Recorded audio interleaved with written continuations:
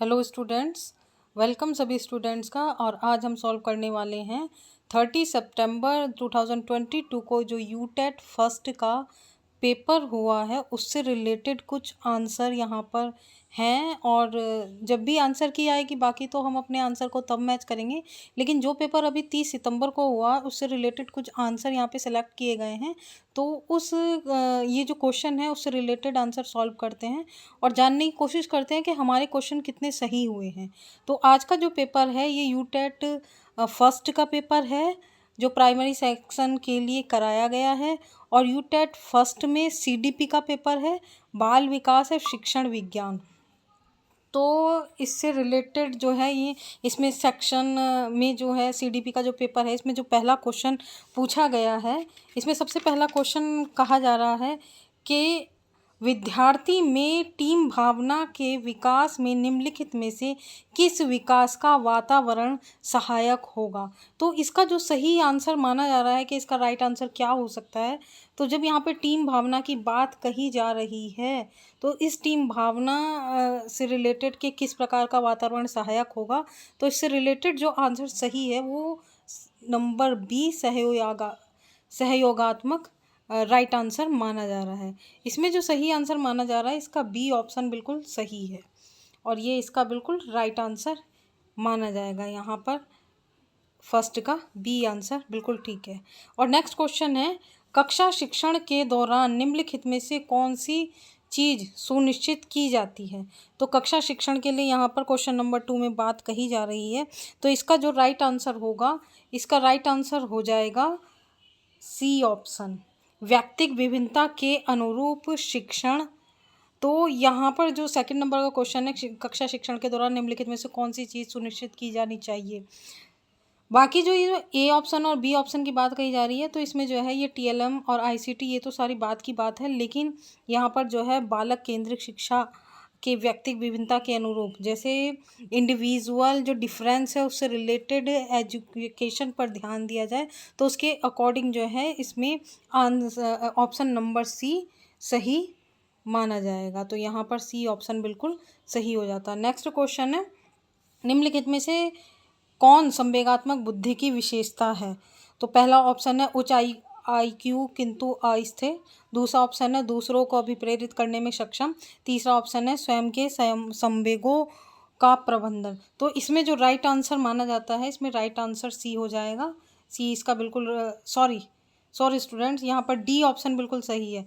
2 option और number 3 दूसरों को अभिप्रेरित करने में सक्षम और स्वयं के संवेगों का, यहाँ पर जो है आंसर नंबर डी बिल्कुल सही माना जाएगा।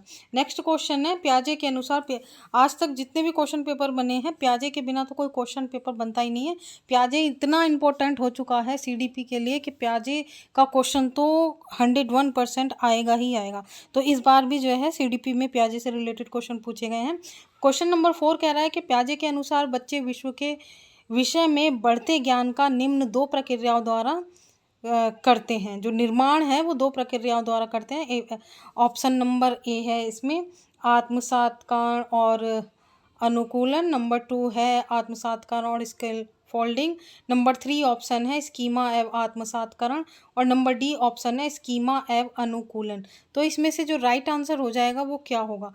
प्याजे के अनुसार जो बच्चे विश्व के विषय में बढ़ते ज्ञान का निर्माण करते हैं, तो प्याजे ने क्या कहा है, प्याजे ने इसमें प्याजे के अनुसार जो ऑप्शन नंबर ए है वही राइट आंसर माना जाएगा। इसका जो आंसर हो जाएगा option number A, assimilation and accommodation, ये प्याजे के अनुसार राइट आंसर माना जाएगा। नेक्स्ट क्वेश्चन है, छोटे बच्चों में स्वयं के दृष्टिकोण को दूसरों से भिन्न करने में असमर्थता को क्या कहा जाता है। यहाँ पे क्वेश्चन पूछा जा रहा है और इसमें ऑप्शन नंबर ए कह रहा है संरक्षण, ऑप्शन नंबर बी अहम भाव, ऑप्शन नंबर सी अंतःस्थित चिंतन और ऑप्शन नंबर डी वस्तु स्थायित्व। तो इसका जो राइट आंसर हो जाएगा ऑप्शन नंबर सी, ये इसका राइट आंसर होगा अंतःस्थित चिंतन, इसका राइट आंसर ये हो जाएगा। नेक्स्ट क्वेश्चन है, कॉलबर्ग से यहाँ पर क्वेश्चन पूछा गया है कि कॉलबर्ग के सिद्धांत के पारस्परिक स्तर को नैतिकता को जांचा जाता है।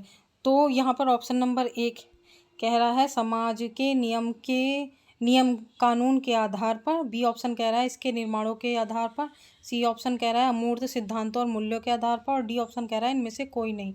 तो कॉल्बर के अनुसार जो सही आंसर हो जाएगा इसमें ऑप्शन नंबर ए हो जाएगा, क्योंकि जो कॉल्बर है, कॉल्बर ने नैतिकता का सिद्धांत दिया है, तो उसमें समाज से ही रिलेटेड, जब भी कॉल्बर का ये बार बार कहा जाता है कॉल्बर से रिलेटेड कोई भी सवाल अगर पूछा जाता है, क्वेश्चन आता है, तो उसका आंसर समाज से रिलेटेड ही होगा 101%।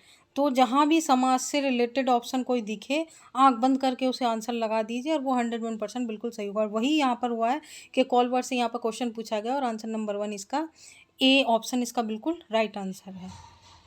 नेक्स्ट क्वेश्चन कह रहा है कि बहुत प्रकार की बुद्धियाँ होती हैं, और जैसे शाब्दिक, गणितीय, शारीरिक, गत्यात्मक आदि, इस अवधारणा को किसके द्वारा दिया गया है? तो ये जो क्वेश्चन है इसमें ए ऑप्शन है बी ने, B option Gardner, C option Sternberg और डी ऑप्शन है बैचलर। तो इसका जो राइट आंसर हो जाएगा, इसका राइट आंसर हो जाएगा Gardner, option number B. Option number B इसका बिल्कुल राइट आंसर है। नेक्स्ट क्वेश्चन है कथन। ऐसे शील गुण जो अत्यधिक आनुवंशिक होते हैं उन्हें पर्यावरणीय कारकों से दृढ़तापूर्वक प्रभावित किया जा सकता है। और व्याख्या क्या कही गई है? व्याख्या कह रही है कि लंबाई अत्यधिक आनुवंशिक होती है, किंतु पोषण व अन्य कारकों के परिणाम स्वरूप बहुत से देशों में लंबाई बढ़ी है।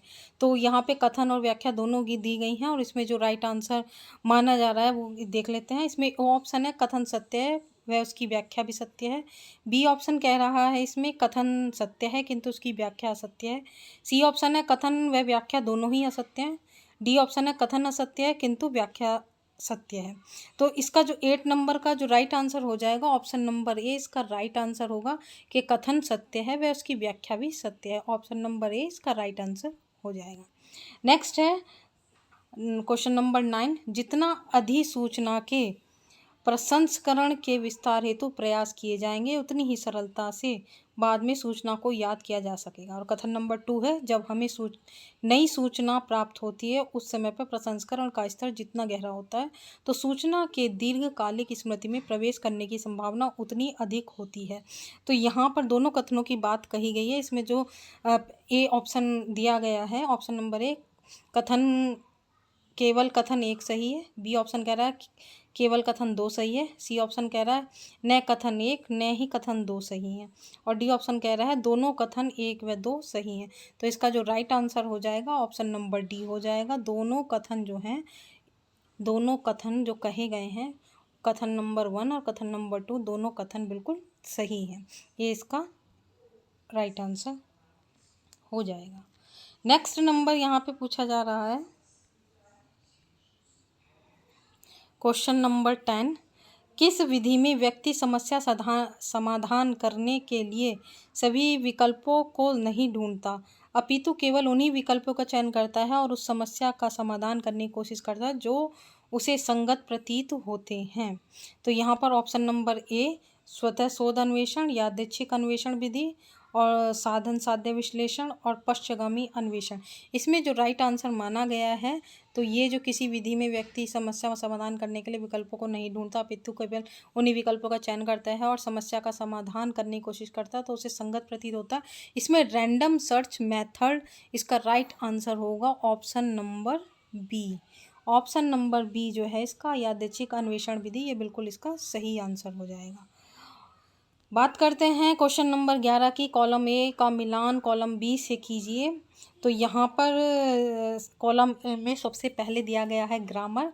तो ग्रामर जो है एक भाषा में निहित नियम है, क्योंकि ग्रामर हम जब भी सीखते हैं या करते हैं तो नियम के अकॉर्डिंग ही होगी। तो इसका ग्रामर का जो राइट आंसर होगा यहाँ पर इसका आंसर होगा ऑप्शन नंबर 20 को मैच कर लेते हैं, ये इसका राइट आंसर हो जाएगा। सिमेटिक विकास किसको कहा जाता है? बोलने व लिखने की भाषा के अर्थ को समझना। तो ऑप्शन नंबर 2 का जो है डी आंसर हो जाएगा। और फिर है बैबलिंग क्या है? तो बैबलिंग भाषा विकास की प्रारंभिक अवस्था को कहा जाता है। थर्ड नंबर का सी हो जाएगा। और नंबर 4 का है फोनोलॉजिकल विकास। तो फोनोलॉजिकल विकास को कहते हैं पहचानने योग्य भाषा बोलने की क्षमता। तो ये इसका ऑप्शन नंबर 4 का ए आंसर हो जाएगा। तो इस तरह से जो इसका राइट आंसर बनता है ऑप्शन नंबर बी इसका राइट आंसर हो जाएगा। नेक्स्ट आगे देख लेते हैं, शिक्षण अधिगम प्रक्रिया। तो यहाँ पे क्वेश्चन पूछा जा रहा है कि शिक्षण अधिगम प्रक्रिया को प्रभावित करने वाले मनोवैज्ञानिक कारक क्या हैं।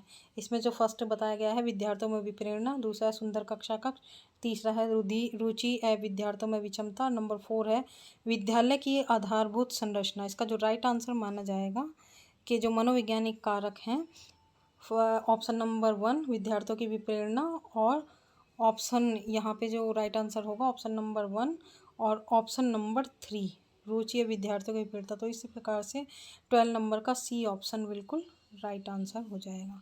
नेक्स्ट है विशेष आवश्यकता वाले बच्चों के लिए शिक्षण अधिगम सामग्री होनी चाहिए। तो जो विशेष अधिगम विशेष आवश्यकता वाले जो बच्चे हैं उसके लिए अधिगम जो है सामग्री किस तरह की होनी चाहिए। तो यहाँ ऑप्शन नंबर ए रंग बिरंगी, बी बहुसंवेदी, सी आकार में बड़ी और डी आकर्षक। तो वो इसमें जो राइट आंसर माना जाएगा इसका राइट आंसर हो जाएगा बहुसंवेदी, मल्टी सेंसरी।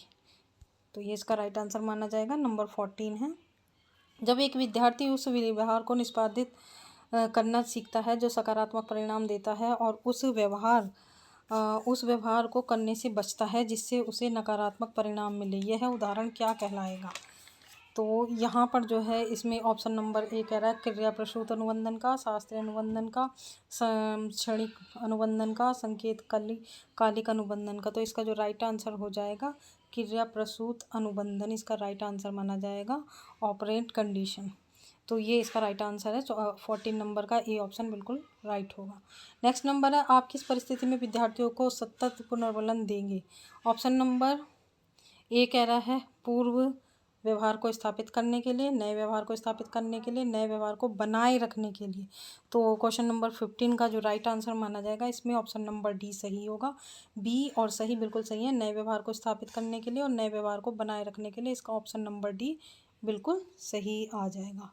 नेक्स्ट नंबर है, यदि आपने कभी किसी को अंधेरे कमरे में फ्लैश लाइट लगाते हुए देखा है और उसके पीछे आपको रोशनी का पथ दिखाई दिया तो आप बिग हैं स्मृति के संचालन से।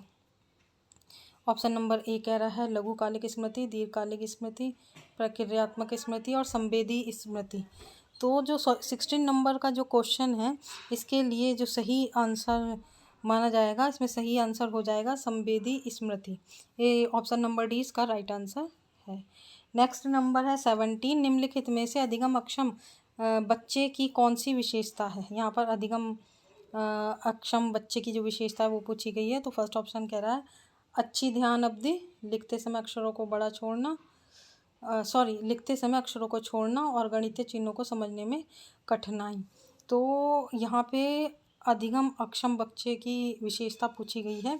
तो क्वेश्चन नंबर 17 का जो राइट आंसर हो जाएगा ऑप्शन नंबर सी कि लिखते समय अक्षरों को छोड़ना और गणितीय चिन्हों को समझने में कठिनाई। तो इसका जो है ऑप्शन नंबर सी बिल्कुल राइट आंसर होगा। नेक्स्ट है, निम्नलिखित में से कौन विद्यालय में समावेशी वातावरण के विकास में सहायक होगा। ऑप्शन नंबर ए कह रहा है सभी गतिविधियों में पूर्ण प्रतिभागिता सुनिश्चित करना, बाधा रहित वातावरण का सृजन, पाठ्यचर्या अनुकूल कक्ष प्रबंधन और उपयुक्त सभी। तो इन चारों ऑप्शन में से जो राइट आंसर माना गया है वो उपयुक्त सही right answer all the above ये राइट आंसर इसका हो जाएगा। क्वेश्चन नंबर 19 है, निम्नलिखित में से कौन सा कथन समावेशित शिक्षा की अवधारणा को अभिव्यक्त करता है। ऑप्शन नंबर ए है सभी बच्चे साथ सीखते हैं, क्षमता। ऑप्शन नंबर बी क्षमताओं के स्थान पर अक्षमताओं पर अधिक ध्यान, व्यक्तिगत सीखने के तरीके पर ध्यान, समतापूर्वक सभी विद्यार्थियों की आवश्यकता का ध्यान। तो इसमें जो राइट आंसर माना गया है इसमें राइट आंसर हो जाएगा ऑप्शन नंबर ए सभी बच्चे साथ सीखते हैं, और ऑप्शन नंबर जो है क्षमताओं के इसमें ऑप्शन नंबर 3 व्यक्तिगत सीखने के तरीके पर ध्यान और समतापूर्वक सभी विद्यार्थियों की आवश्यकता का सम्मान। तो यहाँ पर ये ऑप्शन नंबर सी थोड़ा सही लग रहा है, लेकिन इसमें थोड़ा कन्फ्यूज़न है और उसमें ऑप्शन नंबर 2 भी सही माना जा सकता है, क्योंकि क्षमताओं के स्थान पर आवश्यकता पर भी अधिक ध्यान देना चाहिए। जितने बच्चे की कैपेसिटी है उसके अकॉर्डिंग जो है उसकी जो जो फोकस कर रहा है उस पर, जो उसकी डिसेबिलिटीज़ हैं और एबिलिटी कितनी है, तो उस पर भी ध्यान देना चाहिए कि कितनी क्षमता और उसकी और अक्षमता पर उसकी अधिक फोकस किया जाए। तो इसमें दोनों ही ऑप्शन में थोड़ा कन्फ्यूज़न है। इसमें ए भी सही हो बी भी सही हो सकता है और सी भी। तो यहाँ पे दोनों आंसर इसके बन सकते हैं। बाकी तो सही आंसर तब होगा जब आंसर की रियल में आ जाएगी। नेक्स्ट क्वेश्चन है NEP 2020 केंद्रित करती है। तो ए ऑप्शन इसमें कह रहा है रचनात्मक आकलन पर आधारित प्रगति कार्ड। बी ऑप्शन कह रहा है योगात्मक आकलन पर आधारित प्रगति कार्ड, व्यापक आकलन पर आधारित प्रगति कार्ड और 360 समग्र प्रगति कार्ड पर। तो यहाँ पर जो 20 नंबर क्वेश्चन है, इसका जो राइट आंसर हो जाएगा, इसका राइट आंसर होता है रचनात्मक आकलन पर आधारित प्रगति कार्ड पर। ये इसका राइट आंसर हो जाएगा। नेक्स्ट क्वेश्चन है यहाँ पर निम्नलिखित में से आकलन का कौन सा तरीका शिक्षक को न केवल प्रत्येक बच्चे के सीखने में ज्ञान को समझने अपितु स्वयं के शिक्षण अधिगम को बच्चों की आवश्यकता एवं सीखने के तरीके के अनुसार समीक्षा करने, संशोधित व चिंतन करने में सहायता करता है। तो ऑप्शन नंबर ए है अधिगम का आकलन, ऑप्शन नंबर बी अधिगम के रूप में आकलन, ऑप्शन नंबर सी अधिगम के लिए आकलन और ऑप्शन नंबर डी प्रोन्नति के लिए आकलन। तो इसका जो सही आंसर है इसमें जो है अधिगम के रूप में आकलन। तो ये इसका option number B right answer हो जाएगा। नेक्स्ट क्वेश्चन है रक्षा अपने सभी काम निर्धारित समय पर पूरी करती है, वह नियमित रूप से पढ़ाई करती है और क्योंकि वह डॉक्टर बनना चाहती है।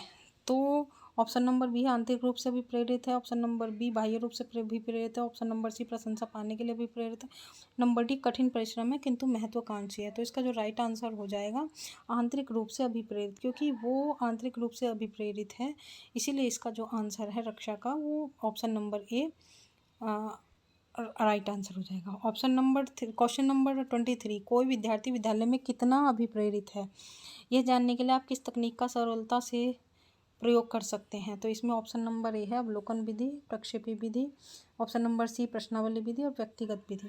तो इसका जो राइट आंसर हो जाएगा, इसका राइट आंसर हो जाएगा अवलोकन विधि, ये इसका राइट आंसर होगा।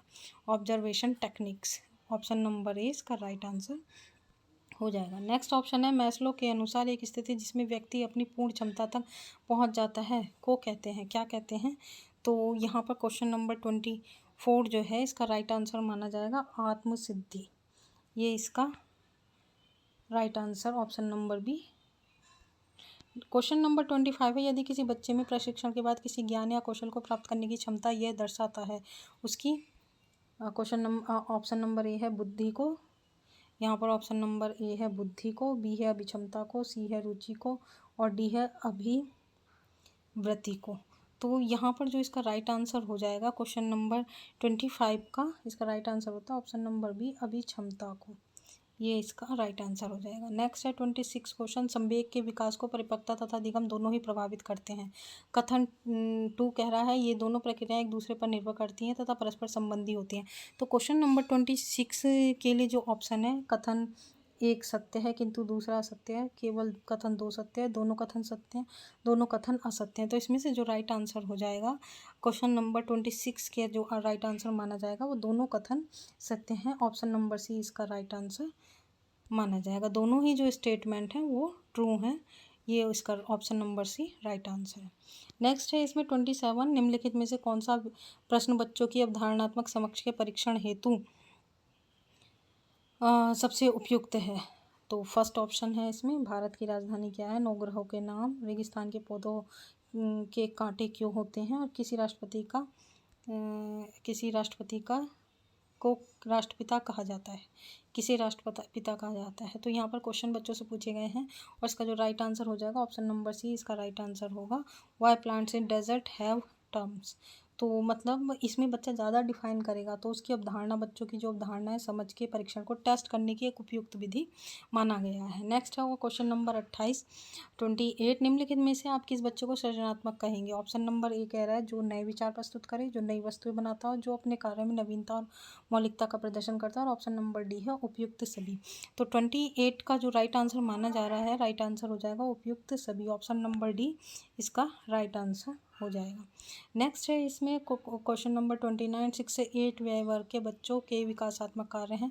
2 शब्द बोलना सीखना, ऑप्शन नंबर ए है 2 शब्द बोलना सीखना, सरल खेलों के लिए शारीरिक कौशल सीखना, पढ़ने गणना करने एवं लिखने के आधारभूत कौशलों का विकास। तो इसमें जो राइट आंसर 20 नंबर आंसर जो है इसके लिए जो राइट आंसर माना जा रहा है, इसमें ऑप्शन नंबर सी 2 और 3 जो ऑप्शन है वो राइट है। सरल खेलों के लिए शारीरिक कौशल सीखना और पढ़ने गणना करने एवं लिखने के मूलभूत कौशलों का विकास करना।